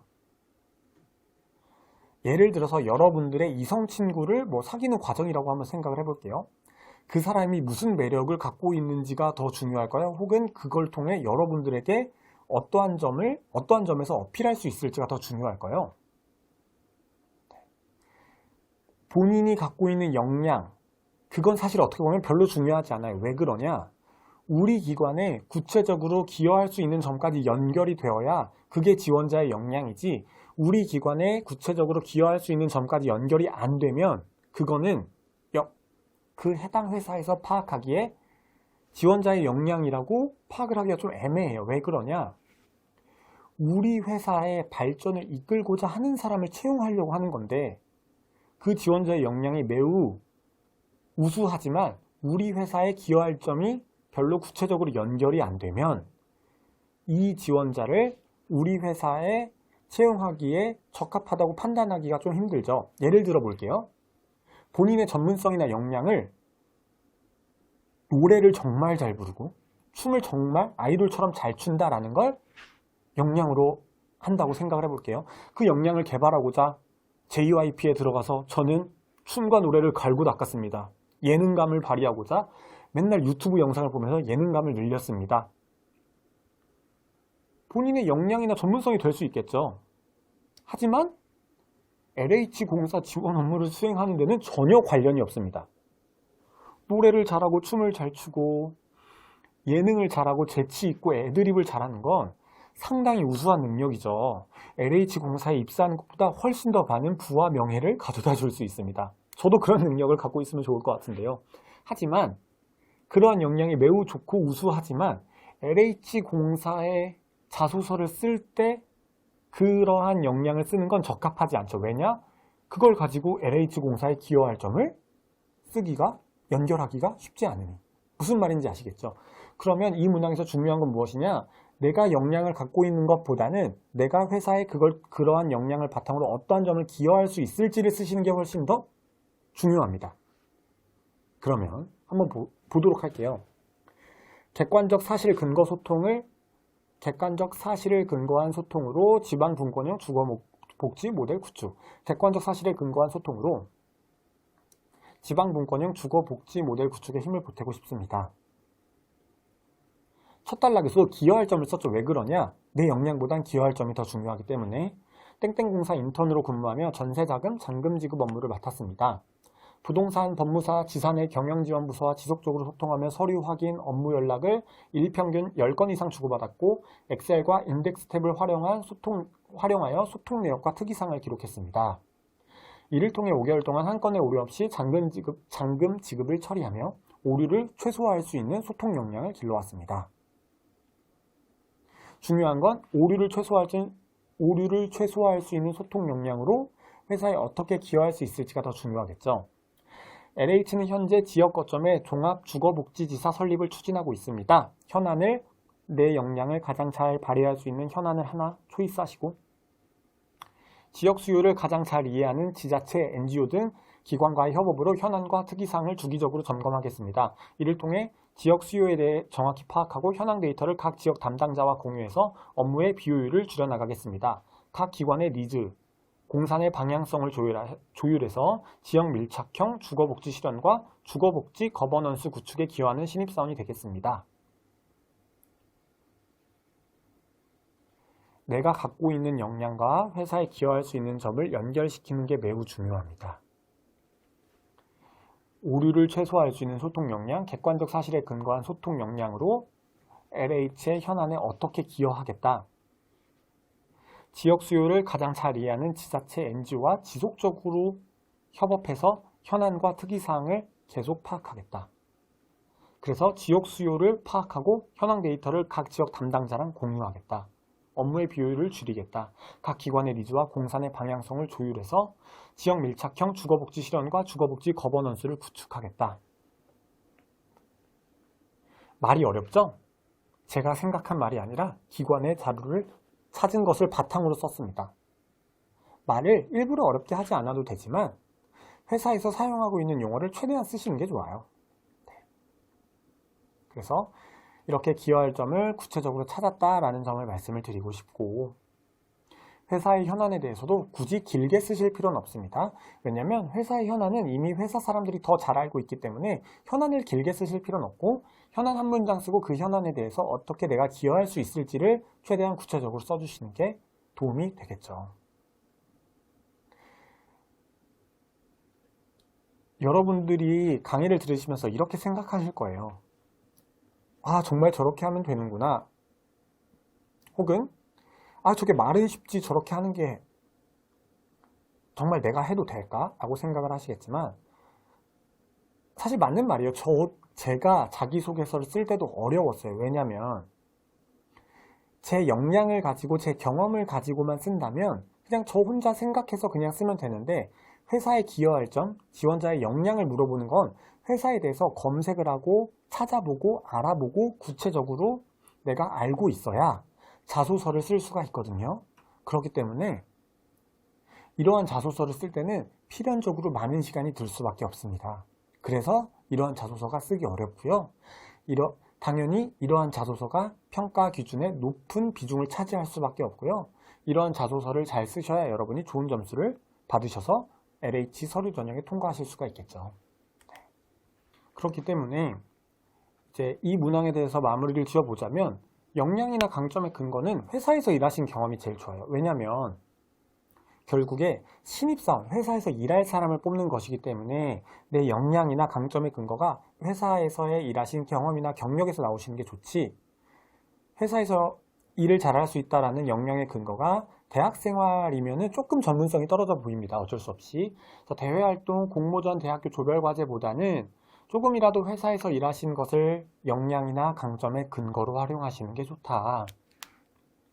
그리고 가 문항에서 언급하신 역량 말고 그 이외에 다른 강점이나 역량을 어필하셔라. 그래야 두 가지의 역량을 여러분들이 어필하실 수가 있으니까 가급적 가 문항과 좀 다른 차별화되는 강점을 언급하시는 게 좋고, 작성하는 방법은 문항에 대한 답은 전문성 역량을 키운 과정을 제외하고 전문성이나 역량을 통해 어떤 부분을 기여할지만 작성하시는 게 훨씬 좋다. 그래서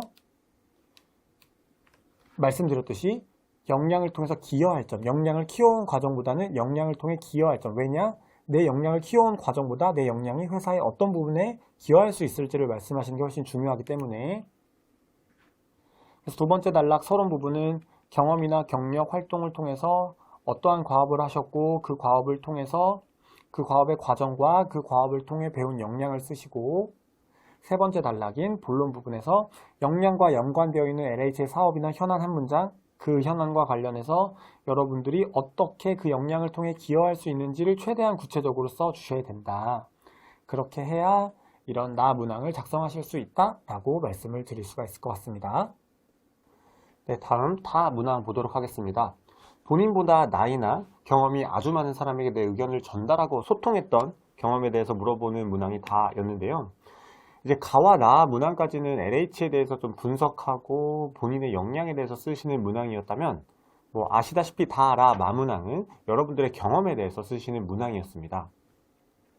다 문항은 여러분들이 흔히 하시는 소통 문항에 비해 조금 더 까다로웠는데요. 왜 그러냐면 다른 기관에서 좀 흔히 찾아보실 수 없는 본인보다 나이나 경험이 아주 많은 사람에게 본인의 의견을 전달하고 소통했던 경험입니다.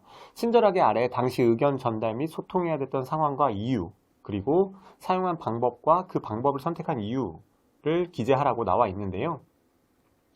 이거를 저는 이제 어떻게 작성을 했냐면 맞춤형 사례 설명으로 해결한 60대 고객 민원 혹은 아래 이제 소제목을 쓰시지 않는다라고 한다면 맞춤형 사례 설명으로 60대 고객의 민원을 해결한 경험이 있습니다 라고 작성을 하면서 전세자금 잔금 지급 업무를 수행할 때 한 고객이 다짜고짜 방문하여 전세임대 혜택을 받고 싶다고 하셨습니다. 주변 사람들은 다 혜택을 받고 있는데 나만 못 받고 있다며 주변 사람의 말만 듣고 무작정 지사를 찾아오셨습니다. 절차를 설명하자 이해하려고 하지 않으셨고 점차 언성을 높이셨습니다. 상황 설명에 대해서 나이가 아주 많은 사람에게 왜 의견을 전달해야 되는지에 대한 상황 설명을 먼저 진행을 하고 있고요. 그 다음에 제가 어떻게 이런 상황에서 의견을 전달했는지에 대해서 말씀을 드리고 있습니다. 결국 이제 경험에 대해서 물어보는 문항은요, 본론 부분에서 여러분들이 어떠한 행동을 하셨고 어떠한 과정을 거치셨는지 그에 대한 행동을 중심으로 상당히 구체적으로 서술을 해주셔야 되는데요. 제가 이 글에서는 해당 민원인의 말씀을 다 드렸습니다. 그 후 주변 지인 사례를 먼저 설명해드리며 전세임대 혜택을 받기 위한 절차를 하나씩 말씀드렸습니다. 딱딱하게 절차만을 알려드리기보다는 실내로 설명하는 것도 이해를 높일 수 있다고 판단했기 때문입니다. 지원 자격과 지원 기간, 지원 조건 등을 단순 절차로 설명하지 않고 지인과 해당 민원인의 사례를 비교해 드렸습니다. 그렇게 하니 점차 저의 설명에 귀를 기울이시기 시작하셨고 혜택을 받기 위한 절차를 설명하는 추가 문의사항이 생기면 연락하실 수 있게끔 저의 명함을 드리니 젊은 친구가 친절하게 알려줘서 고맙다며 사과를 하고 자리를 떠나셨습니다.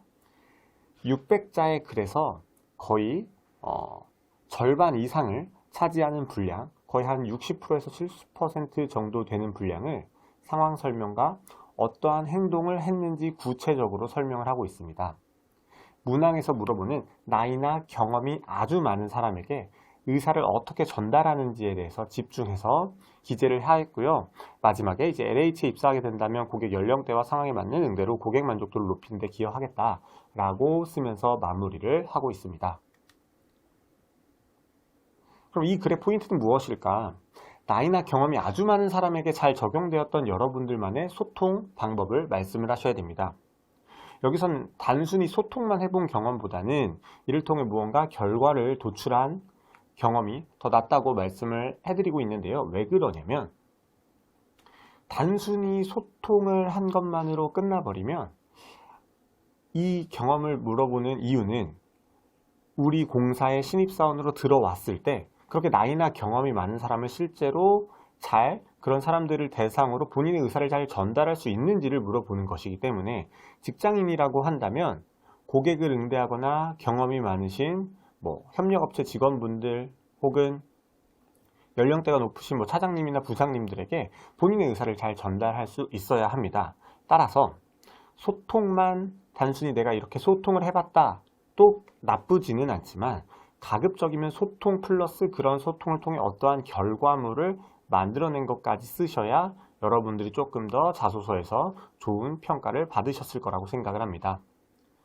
그래서 두 번째 단락은 경험 소개를 하시고 3-4문장 정도만 작성을 해 주신 다음에 세 번째 단락은 나만의 노하우를 통해서 나의 의견을 전달한 과정을 써주시고 그 이유, 그 다음에 구체적인 의견 전달 과정, 당사자의 반응, 그 결과 이런 식으로 쓰셔서 5문장에서 7문장 정도로 작성해 주신 다음에 네 번째 단락에서 결론을 쓰시면서 마무리를 했으면 되었던 문항이었습니다.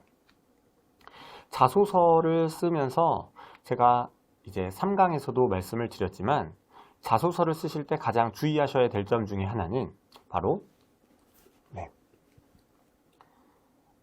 한 문항에는 한 가지만 쓰시라는 점입니다. 제가 여러 취준생 분들의 자기소개서를 보면서 어떤 점을 많이 느꼈냐, 자기소개서 문항에 여러 가지 내용을 같이 쓰려고 하시는 걸 많이 느꼈습니다. 어떤 것이냐, 다시 앞에 사례로 말씀을 드리면요, 이 60대 고객이 찾아오셔서 이걸 응대한 과정에서 내가 규정을 잘 지켰을 수도 있고 매뉴얼을 잘 숙지했을 수도 있습니다. 이 경험 안에서 다양한 사례들이 혼합되어 있을 텐데 이 사례에서 어떤 내용만 썼느냐, 나보다 나이가 많은 사람에게 내 의견을 전달한 것을 위주로 썼습니다. 다른 부분이 들어가게 되면 예를 들어서 내가 책임감을 가지고 소통을 했다, 혹은 문제를 해결하고자 어떻게 노력을 했다, 이러한 문제를 예방하고자 어떻게 했다, 나는 규정을 지키고자 어떻게 노력했다 라는 부분까지 이 문항에서 작성을 하시게 되면 글이 되게 산만해지고요. 이 글에서 무슨 말을 하고자 하는지 메시지가 잘 전달이 되지 않습니다. 따라서 자소서에서 여러분들이 작성을 하실 때 700자 이하의 문항에서는 한 경험에서 질문에서 물어보고 있는 것만 써주시기 바라고, 질문에서 물어보는 것 위주로 작성을 해 주셔야 되고, 한 문항에선 가급적 한 가지 메시지만 전달을 하셔야 되고, 상황 설명은 간단하게 해주신 다음에 여러분들의 행동을 중심으로 구체적으로, 행동이나 과정을 구체적으로 작성을 해 주셔야 됩니다. 라 문항을 보면요, 주변 지인과 원만하지 못한 관계를 회복하기 위해 노력했던 사례입니다. 밑에 친절하게 세 가지의 요소를 작성해달라 라고 되어 있는데요, 원만한 대인관계를 유지하기 위해 평소 견지하고 있는 원칙이나 좌우명 기술해야 되고, 그를 바탕으로 주변 지인과의 평소 관계를 간단하게 기술하고, 그 사람과의 관계가 소홀해졌던 계기나 이유, 그 다음 원만하지 못한 관계를 회복하기 위해 본인이 취한 노력과 성과를 써 주셔야 합니다. 첫 문장으로 합리적 업무 분장으로 해결한 동기와의 갈등, 합리적 업무 분장으로 동기와의 갈등을 해결한 경험이 있습니다. 소제목과 소제목 쓰지 않는 버전을 각각 작성을 했고요. 두 번째 단락, 항상 논리적으로 생각해서 대인관계를 유지하고자 노력하고 있습니다. 이성적으로 생각해야 관계가 오랫동안 지속될 수 있다고 생각하기 때문입니다. 이 문항도 마찬가지로 결국에 좌우명을 작성해 달라고 했으니 좌우명을 먼저 글의 서두에 써 놓았고요. 다음, 땡땡공단에서 근무하며 한 명의 동기와 같은 부서로 배치받았습니다. 상황에 대해서 설명을 하시는 거죠. 서무 업무 분장 당시 동기는 서무 업무와 예산 관리 업무를 맡고 저는 홍보와 회의 관리 업무를 맡았습니다. 하지만 시간이 갈수록 업무 강도가 차이가 나기 시작했습니다. 코로나19로 인해 홍보와 회의 관리 업무가 멈췄기 때문입니다. 이에 동기와 대화하는 빈도가 점차 줄고 서먹해지기 시작하였습니다. 이 문제를 해결하고자 제 업무 분장을 팀장님께 요청하였습니다. 코로나 사태가 잠잠해지기 전까지 일시적으로 업무를 조율하는 것이 부서의 입장에서도 효율적이었기 때문입니다. 이는 받아들여졌고 서무 업무를 배우면서 사소한 대화를 동기에게 걸기 시작했고, 서로 업무를 함께 하다 보니 자연스레 대화의 빈도가 늘어나 동기의 상황에 공감을 많이 해주며 업무를 분담하니 다시 관계를 회복할 수 있었습니다. 앞으로 논리적으로 생각하며 지인과의 관계를 관리하는 직원이 되겠습니다. 앞에서 소제목에서 첫 문장에서 합리적인 업무 분장으로 동기와의 갈등을 해결했다라고 작성을 했기 때문에 이걸 위주로만 글을 구성을 했습니다. 논리적으로 생각하며 대인관계를 유지하고자 했습니다 라는 좌우명을 1번 항목에 있으니 이 두 번째 단락을 작성을 했고, 세 번째 단락 간단한 상황 설명과 네 번째 단락 그래서 업무 분장을 팀장님께 요청을 해서 논리적으로 이렇게 업무 분장을 다시 하는 게, 한시적으로 다시 하는 것이 우리 부서한테도 이득이다 라는 부분을 말씀을 드린 다음에, 그때 이제 서무 업무를 배우면서 사소한 대화를 동기하게 하면서 어색했던 관계를 회복했다. 이 경험도 마찬가지로요, 동기와의 갈등을 해결하는 과정에서 또 나는 새롭게 일도 배워야 되고 업무 분장도 해야 되고 그러면 우리 부서한테 뭔가 좀 도움이 됐었던 경험인데요, 그 경험 안에서 다른 요소들은 다 빼고 이 문항에서 물어보는 나의 동료와 원만하지 못한 관계를 어떻게 회복했는지 그 부분에만 집중해서 글을 작성했다 라는 부분을 여러분들이 어렵지 않게 확인하실 수 있을 거고요. 그래서 사적인 관계보다는 공적인 관계로 만난 지인과의 경험을 쓰시는 게 좀 더 신입사원으로서의 대인관계 능력을 어필하시기에 좋습니다 라고 작성을 했습니다. 왜 그러냐면 4번 문항에서도 말씀드렸던 것과 같은 맥락인데요, 결국 신입사원에게 요구되는 역량을 여러분들에게 확인하기 위해 이 문항을 물어보는 것이니, 사적인 관계, 주변 친구, 선배, 후배, 혹은 가족들, 가족은 제외하고 쓰라고 되어 있긴 하지만 친척들 이런 걸 쓰는 것보다는 공적인 관계, 팀 프로젝트나 아르바이트에서 만났거나 혹은 인턴 하시면서 만났거나 직장에서 만난 지인과의 경험을 쓰시는 게 조금 더 LH의 신입사원으로 입사하시고자 하는 분에게 요구되는 대인관계 능력이라고 생각을 하고요. 원만하지 못한 관계를 당연히 관계 회복을 위해 노력만 하신 것보다는 결과적으로 관계를 회복하신 경험을 쓰시는 게 더 좋겠죠.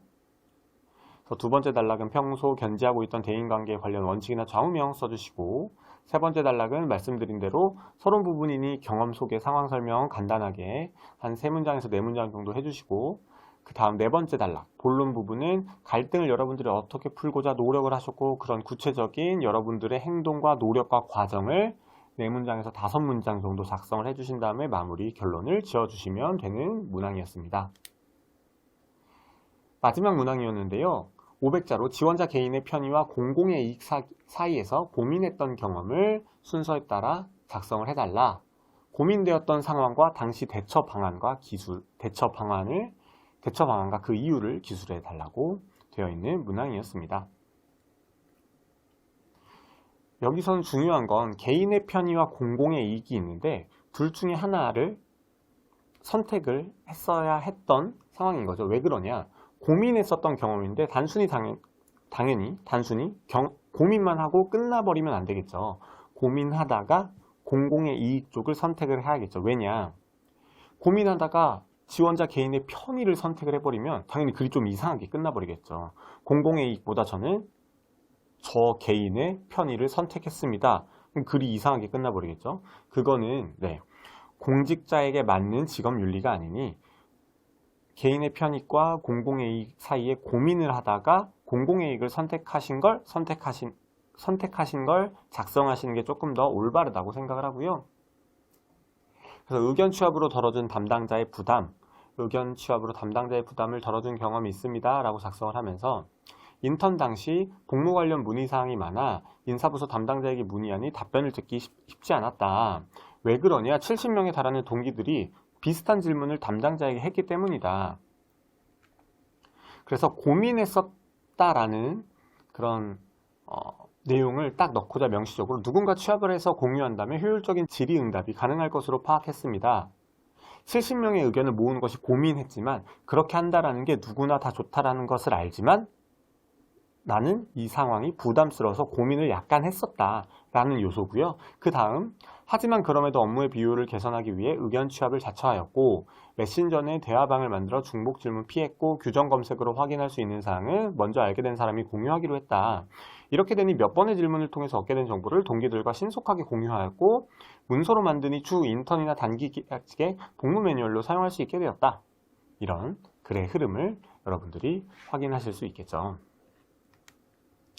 단순히 공공의 이익을 선택하는 데 그치지 않고 그를 통해 어떠한 것을 느꼈는지 혹은 어떤 능력을 배우셨는지까지 작성하시면 좋고요.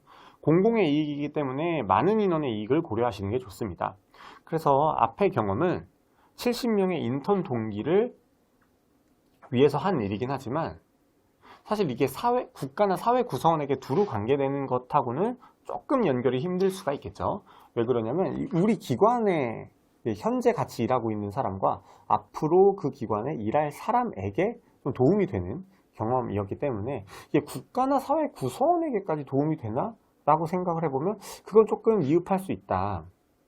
하지만 공공기관에서의 일이기 때문에 이게 단순히 우리 인턴들을 도우고 같이 일하는 사람들을 도왔지만 그렇게 함으로써 업무 효율성을 높였기 때문에 그러면 업무를 처리하는 담당자들이 또 각자가 업무를 처리하는 데 있어서 공공기관의 일이기 때문에 업무이기 때문에 그 업무를 조금 더 효율적으로 하게 되면 그게 궁극적으로는 조금 더 거치긴 하지만 한 달이 2달이 거치긴 하지만 결국에는 국가나 사회의 구성원에게 좀 더 연결될 수 있다라고 생각을 해 주시면 좋을 것 같습니다. 하지만 가급적이면 애초에 명시적으로 그 행위 자체가 국가나 사회 구성원에게 주로 관계되는 것이면 좋고요.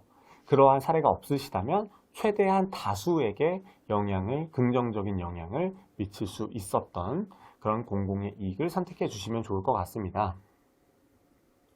그래서 두 번째 단락은 경험 소개였고요. 2-3문장 정도. 세 번째 단락은 그래서 개인의 편의와 공공의 이익 사이에서 어떤 부분에서 내가 고민을 하고 갈등을 했는지 그 다음 공공의 이익을 선택했고 왜 공공의 이익을 선택을 했는지, 그리고 공공의 이익을 선택을 함으로써 내가 어떻게 노력을 해서 내가 좀 불편하긴 하지만 어떻게 공공의 이익을 지키고자 노력을 했는지 작성을 해 주시면 됩니다. 그렇게 해서 건강보험공단의 올해 하반기 문항과 LH공사 2020년도 하반기 각각의 문항들을 분석을 해드렸습니다. 3강과 4강에서 지속적으로 자소서 쓰는 방법을 말씀을 드렸는데요. 이 자소서 쓰는 법 8가지와 샘플을 최대한 참고하셔서 여러분의 자소서를 작성하셨으면 좋겠습니다. 자소서 작성은요, 결국 여러분들의 경험과 역량을 바탕으로 작성을 하셔야 되니 제가 말씀드린 샘플이나 그런 글들을 참고하시고 그 사례 하나하나에 집중하시기보다는 그 사례의 틀, 구조, 글을 풀어나가는 전개 방식을 좀 위주로 보셨으면 좋겠습니다. 그렇게 해야 여러분들이 똑같은 사례를 사실 가지시긴 힘드시잖아요. 비슷한 사례를 가지고 여러분들이 제가 말씀드렸던 구조대로, 전개 방식대로, 논리 구조대로 글을 작성하시는데 조금이나마 참고를 하실 수 있을 것 같습니다. 저도 취준생일 때 이런 강의 들으면 매우 좋지만 늘 샘플이 부족하기 때문에 그냥 이런 강의 듣고 괜찮네, 이렇게 써야겠구나 라는 것만 이해하고 넘어가서 정작 집에 가서 혼자 자소서 쓸 때 다시 또 고민하고 이게 맞는지 아닌지 몰랐지만 그런 고민이 많으실다라는 걸 잘 알고 있기 때문에 여러분들에게 이러한 샘플들을 최대한 공개를 많이 해드렸습니다. 오늘 강의 여기서 마치도록 하겠고요. 그러면 3강과 4강 최대한 참고하셔서 자소서 작성을 하시는데 도움이 되셨으면 좋겠습니다. 그러면 다음 강의에서 뵙겠습니다.